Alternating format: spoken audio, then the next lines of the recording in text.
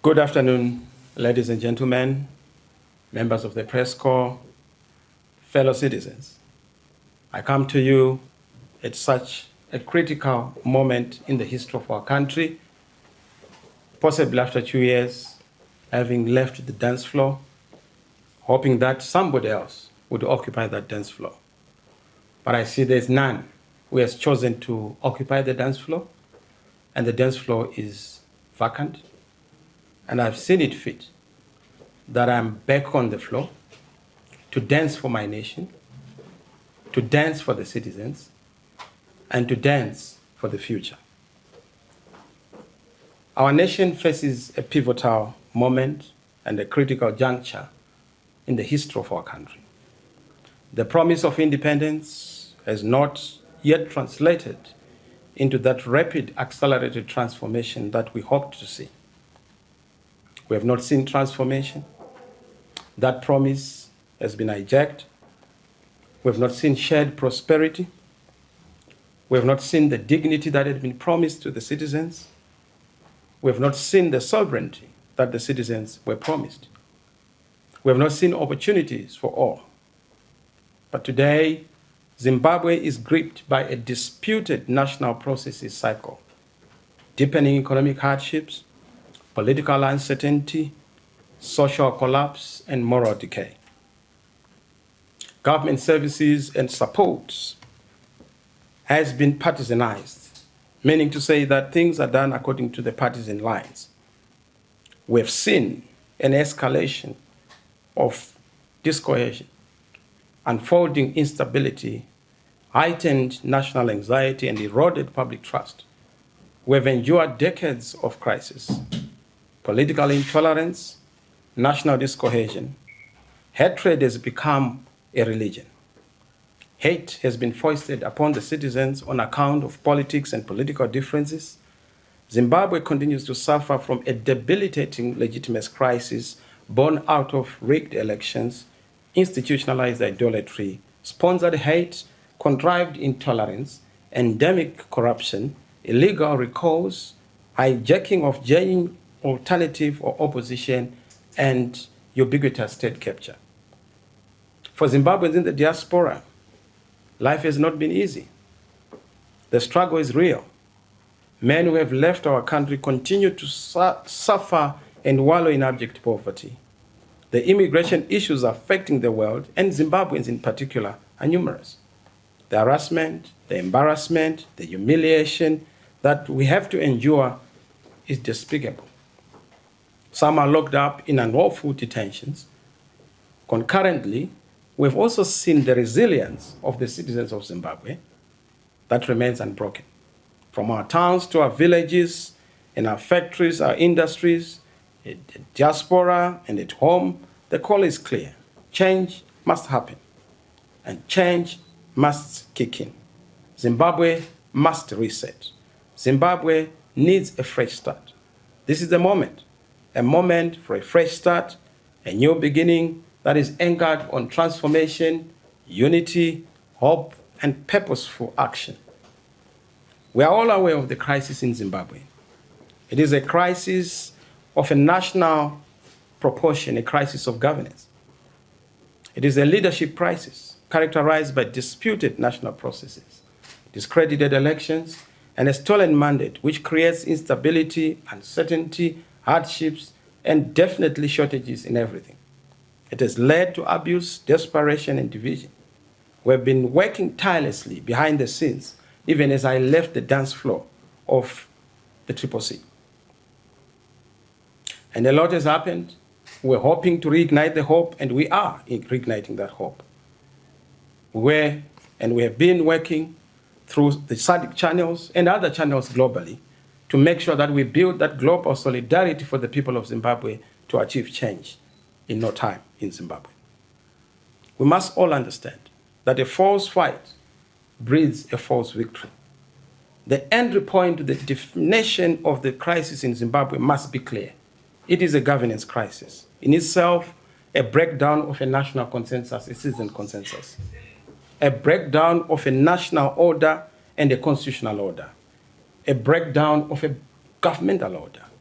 Zimbabwe has had these cycles, vicious cycles of violence, disputes, tensions, disagreements that are not resolved and solved. We have a disputed government, disputed elections, disputed mandates, and a disputed constitution. The citizens are treated as subjects where they are supposed to be treated as citizens. Citizens have been stripped of their dignity, sovereignty, and their collective security. We have engaged the regional board, SADC, and other stakeholders with a view to end our problems and chart a new course for prosperity, a fresh start. We remain vigorously seized with the mandate you gave us as the people of Zimbabwe to unite the nation and create opportunities for all. We are acutely aware that if we want to progress and prosper as a nation, we must abandon the politics of the past and embrace a fresh start and a clean start. For the past 2 years, I've been in engagement with the SADC Executive Secretariat to try and find solutions, because we took our matter to SADC for obvious reasons, because our courts in this country had a blocked route. So SADC was supposed to be another avenue to give us the same remedy we saw sought in our own domestic jurisdiction. But unfortunately, because the chairman of SADC was a disputed individual, so that stalled processes. But we still continue because we believe that the issue of elections that are disputed in Zimbabwe is not resolved. Even if it takes 5 years, 10 years, 20 years, we still have to go back to correcting the process flaws that we have. I'm clearly aware that some of you are saying, let bygones be bygones. Some of you are saying, no, it's already water under bread, it's spilled milk. No, it's not. If we don't fix what's broken, we'll never get it right. Zimbabwe needs a fresh start. What happened before must never be repeated. Zimbabwe needs a new way. The new way born out of a long-term reflection on a critical truth. The challenge of our politics is that the alternative has for a long time been built on the rotten, compromised, exhausted, and sterile past. A past that stifles the organic emergence and growth of an authentic, credible alternative in Zimbabwe. Instead of progress, the old ways have produced entitlement, fatigue, exhaustion, compromise, corruption, and being bought, joining the grave train. People literally chasing titles and entitlements instead of pursuing the agenda of transformation. Such foundations cannot sustain a credible alternative. This is why Agenda 2026 is about a clean break from the mistakes and missteps of the past. It is a commitment to reimagine Zimbabwe and to rebuild a nation on democratic values, constitutionalism, competence, compassion, a fresh start that means we are rejecting fear, violence, corruption, selfishness, greed, and exclusion, embracing ethical leadership, accountability, and citizen service. This agenda is not about personalities. It's not about individuals. It is about the collective. It is about the citizens. It is not about political parties either, but about citizens, about a movement that embraces all citizens. It is not about positions. It is about purpose. It is not about whatever we have seen, the recycling of the old, but the renewal of the citizens and their galvanized agents. And this is why we have identified 5 critical issues for this year as the agenda.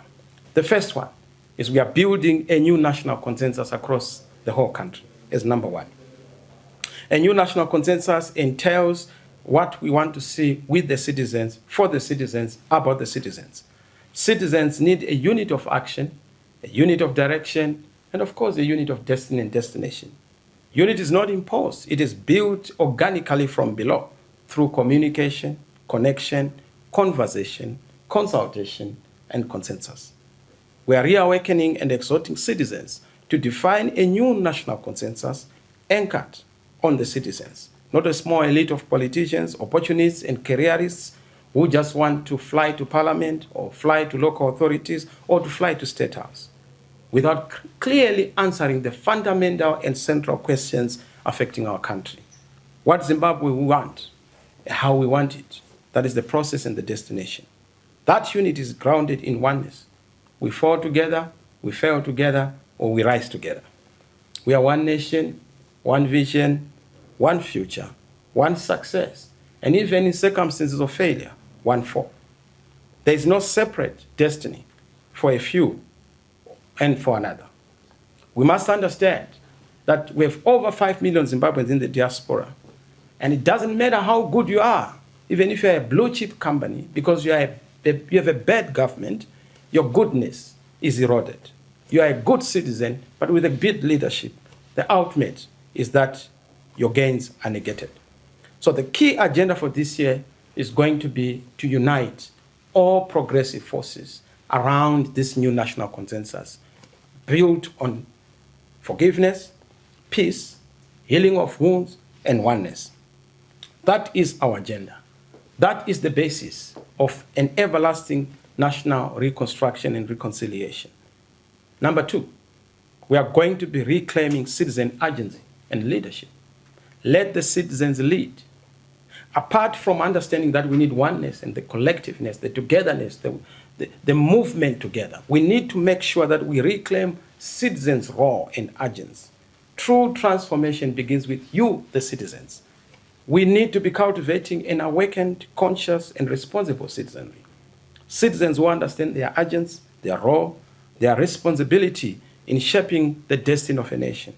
Real change is not delivered by politicians.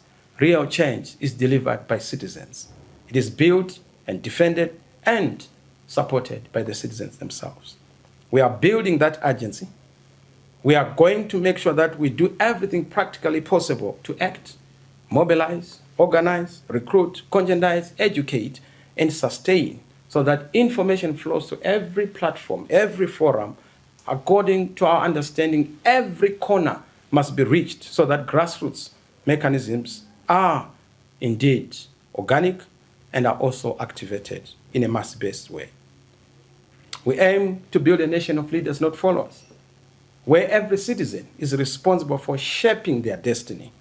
Citizen agency is going to be one of the critical elements as we build this important platform. Clearly, we need a movement, not just a political party. A movement is broader in cause. A movement is deeper in issues. A movement is more galvanizing for all the people to fight, not for positions, titles, or entitlements, but to fight for a functioning economy and a working country and institutional dignity. So that message must be spread so that there's stewardship across the board, even in communities. This year, because we are talking about leadership of the citizens, we're also going to emphasize action around the environment. Our environment, our resources have been decimated, plundered, and looted. We need to make sure that we go back to that paramount responsibility as citizens. The wealth of our nation must be protected.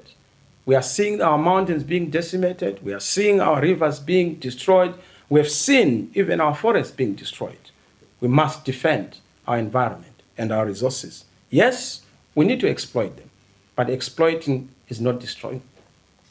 There's no exploitation that engenders destruction because we have future generations to protect and prosperity. So it's going to be one of our major issues as we go forward in terms of citizenship, leadership, to make sure that there is also environmental stewardship in the country. Number 3 agenda is preparing for the next government. Our strategic pivot and ultimate endgame is to form the next government, a citizens' government, supported by all citizens. So we are preparing for that government. It's based on competence, capacity, and capability. You have seen most of the people who have been deployed in some of these spaces, the local authorities and parliament. Some of them, they are guided by nothing but greed. And that is what we must fight. This phase is about readiness to govern, from a movement to a government, from the street to the state. And that requires deliberate investment in capacity, competence, and character, and the necessary policy depth, administrative readiness, ethical leadership, and institutional thinking that is required. Government is not about slogans or rhetoric. It is a responsibility to put in place systems and execute an agenda that responds to the citizens. I'm sure this government promised that there was going to be what they called the Third Republic, and they called it the New Dispensation. which has all turned out to be a new deception for everyone. Nobody doubts the deception because it's so evident for everyone to see. So forming the next government is going to be our critical component around policy structures, around strategies, around engagement locally and internationally to make sure that the readiness to govern is there. We serve, govern, and deliver good results for all the citizens in Zimbabwe. Number 4, we are going to be focusing on a new moral revolution. What Zimbabwe needs is not new faces in government, but it needs new forces in government. And we need more than politics. We need a radical revival, a moral reformation, a revolution of morals. We need values revolution, ethics and behavior to reshape the way we behave. This so-called thing of Mbinga, where we celebrate, accumulation of wealth in a primitive way, must go. We must celebrate hard work. We must celebrate proper industry. We must celebrate proper people being rewarded on the basis of merit. So therefore, we are going to ask every citizen to play a critical role in this revolution of morals, particularly the church, and especially our traditional leaders. There's going to be a critical focus on the youth, investing in the next generation, which is an important task. Young people have not been treated as stakeholders. Young people have been treated as snakeholders, with suspicion, almost left in oblivion. And that is our focus, focusing on the young people, equipping them, skilling them, capacitating them, raising the civic consciousness, ensuring that young people are ready to take the responsibility for this country's political, economic, and social, cultural transformation. Our commitment is to set up young people for success, prosperity, upliftment, and to allow them to innovate, to create and contribute meaningfully to national development. So we'll have a special focus as a citizens movement on the young people. Last but not least, which is agenda item number 5, is the international agenda. The world is in a crisis. Coups, rigged elections, illegitimate regimes, and the collapse of global governance have left societies, especially in Africa, vulnerable to exploitation, inequality, and systemic injustice. Contemporary international politics now is about transactional issues as opposed to dealing with fundamental issues around human rights, justice, citizen welfare, and strengthening strong institutions regionally, internationally, including continentally. As a value-centered principled alternative, we are working to make sure that we restore Zimbabwe's position as a leader. We will embark on a robust global advocacy campaign. We will engage, disrupt, and hold accountable global and regional institutions, forging alliances with progressive forces across Africa and the world to advocate for transformation to uphold legitimacy and defend the citizen rights. Our global advocacy campaign is going to take us to all the capitals of the world, using our diaspora structures and Zimbabweans in the diaspora as our ambassadors to help us galvanize and mobilize collective action and advocacy for the case of a fresh start in Zimbabwe. Our call to action. As I conclude, fellow citizens, the time to reset is now. The Agenda 2026 is a rallying call to courage, unity, and action. Go and mobilize. Go and organize.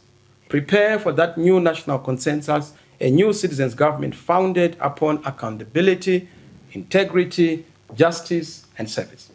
Let us open ourselves to a constructive conversation and discussion. A dialogue brings citizens together in our various communities. After all, we are one people. We call on all citizens to mobilize, organize, and join the new way for a new great Zimbabwe for everyone. It transcends tribe, color, race, party affiliation. It's a movement by the citizens, for the citizens, and from the citizens, where every Zimbabwean has a role to play in the country's future. To Zimbabweans abroad, our diaspora front, we acknowledge you. You, the millions of our citizens, you continue to be the backbone of our life and the lifeblood of our economy. You will no longer be observers. You will be the active participants in the citizen movement's governance and support system structures. These are the key actions we want. Mobilize, raise the awareness, organize, build local and national responsive grassroots structures for collective action. Encourage every Zimbabwean to become an active member of this new national consensus. Of course, in the next 180 days, our priority is not showmanship or rallies. It is legal and institutional fortification and building that grassroots resilience and consciousness. We must, and we will, want to build something that is not going to be destroyed. That's why we are entering into a season of foundational groundwork, a period of grassroots strength, hoche coach, dandemutand, zeve zeve, spreading the message.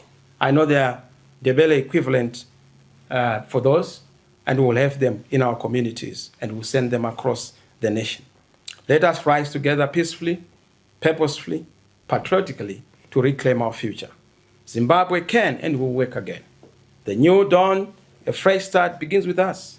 In due course, I'll be announcing an executive program of action that will fulfill this agenda. I want to thank all the Zimbabweans who have continued to support us from across the political divide. We actually have more supporters in ZANU-PF because citizens are not divided by parties. Though, of course, politicians want to divide people on the basis of politics. The church, we appreciate you. Business community, trade unions, labor, students, young people, women's groups, we appreciate you. Marginalized groups, we see your engagement and we appreciate it. Your feedback is appreciated. Over the festive holidays, I've been going around the country, meeting with people, hearing what they are saying, traditional leaders, emphasizing that something must give. But if you believe in that Zimbabwe, if you believe that Zimbabwe's days are yet to come and are not behind us, please come. Let us reason together. Join us. We need your expertise in policy, your local influence, your financial muscle to build that solid momentum that ensures that our moment comes and our message reaches the furthest and remotest parts of our beautiful country. The journey to a new great Zimbabwe begins. It does not start when we become a government. It starts with the foundation we lay today. And I thank you. Let the word go. Famba ine shoko. Hamba lomlayeso. In solidarity with all the citizens. God bless you. God bless Zimbabwe. I thank you.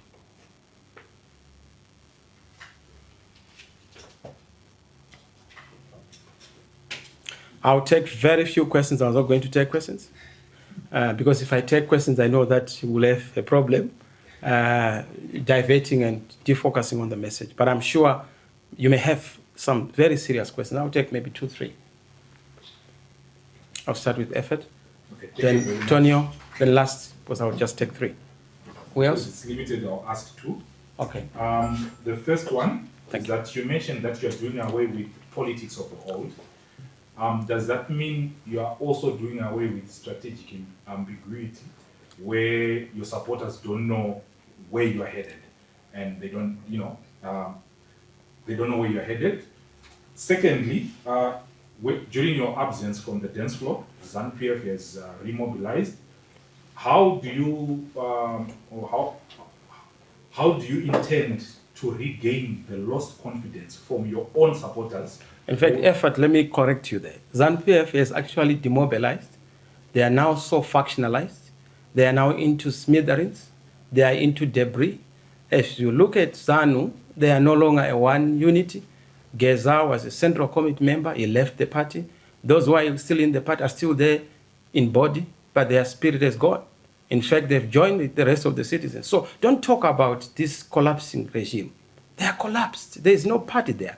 Yes, I left the dance floor, but there was nobody to dance. Even ZANU could not dance alone, because it takes 2 to tango. They couldn't tango even with their own created, puppets and muppets that they had created. They couldn't. So yes, we have a duty to lead, and that duty we are going to execute with grace. Another question? The first one, strategic ambiguity. Oh, yes. Yes, I know that you have said the strategic ambiguity. It has actually fortified the base. That's why we won the elections in 2023, because the base is clear about what we are doing. Strategic ambiguity's target is not those who support us because they know what we are doing, they know the structures. It is the opponent who wants to pry into our affairs. And that's why they're in sixes and sevens. Yes, we'll have new politics. That will entail a lot of strategies that are going to be unpacked in due course. But I can tell you that everything in the past is not going to be part of the new. You don't use old wineskins to carry the new wine. And we are clear about that. Tonio, then last question.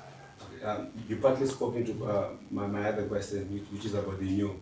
As far as the setup and how you're going to constitute the new, are we going to be expecting you also coming in with some old members or executives that you used to have in the past as far as the last political formation was concerned? And is this an announcement of the coming in of a new political party, or is it going to be a general movement? Exactly what is this? I think I must help you. I said it's not a political party, it's a movement. It is, and a movement is like the liberation movement. Who was the president of the liberation movement? What was the constitution of the liberation movement? But the movement was able to galvanize people. Yes, you'll have institutions here and there, but we want to build a movement that unites Zimbabweans around a cause, around a case, around an objective, around a purpose. And that's what we are preoccupied with. So this whole thing of saying, is it a new? Yes, it's a new movement, a citizens' movement. New in the sense that you are going to see everything new, from the tactics, the strategies, the structures, the leadership, and the way we organize. We can't continue to have funny games with ZANU-PF for far too long. Life is difficult. We are suffering, as if we don't have a country, yet we have over 6 mineral resources to our name. God blessed us, but human beings cursed us. We have everything in this country except leadership. We must correct that.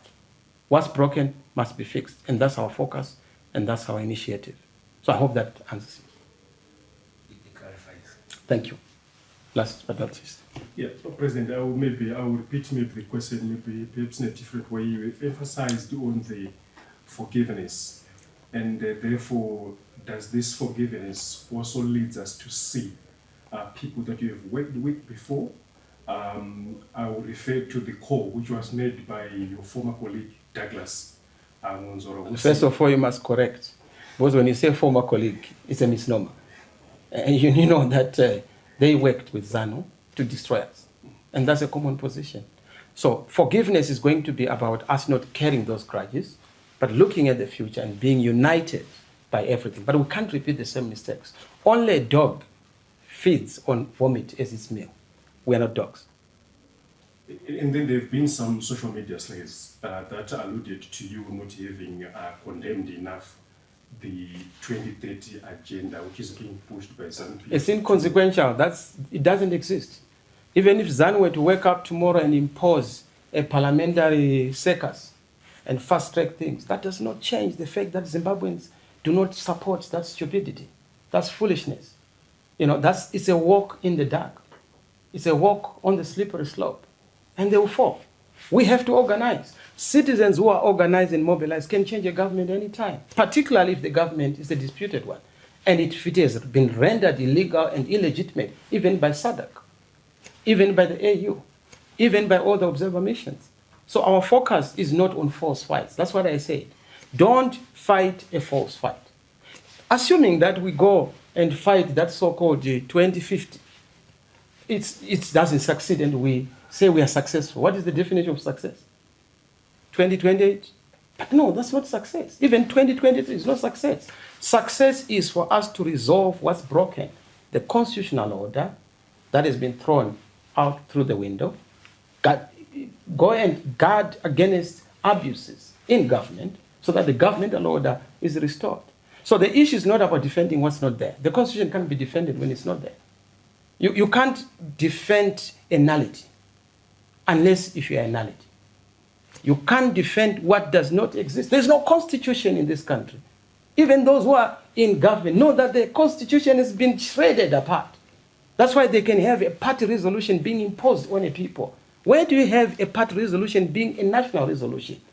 You want to sustain a nation on the basis of party or partocracy, state-party conflation. No. Zimbabweans are bigger than political parties. If you're ZANU, you are a numerator. You can't be the denominator. The denominator is Zimbabwe. We must all come together and debate issues about the country. If you want to go it alone. And we will teach you that you can't walk alone when you are talking about national issues. It's for all of us. It's for all of us to come together and define the common way forward. So we don't want to be invited into factional fights within ZANU and join that. The crisis is a governance crisis, a constitutional order breakdown crisis, a governmental order breakdown crisis, the absence of elections. We go into an election as a ritual. What Museveni has done in Uganda, what we saw in Tanzania, partially what happened in Mozambique. That phenomenon must be arrested and curtailed. And it takes citizens who are bold, decisive, and are clear about what they want, and will lead the charge. You know, in the interest of honoring ladies, I would just say allow my sister. But otherwise, you know, in a fair world, I'd say 3. Okay, you say this is not a political party, it's a movement. So does this movement have a name? Oh yes, you see, it's an organic animal. It's everywhere. You know, if you want the real name, you see when ZANU screams. They will help us pronounce that name. But you know, we have been down this route. We know how they operate. We have also learned them, you know, and we'll teach them a lesson. So do you have structures? Oh yes, everywhere. We are all over. That's why you see that wherever you go, if you drop a stone in this country, chances are you will hit a citizen movement supporter. Wherever you go, you can ask ZANU. They will tell you. That's why they can't afford to operate without shouting our names and obscenities against us. They know that we mean the real deal and the real game. And governing a country is not a solo affair. ZANU cannot do it alone. They've done it alone and we've allowed them, but we will not allow them any further. I thank you. God bless you. Have a blessed new year and wish you a fresh start. Thank you.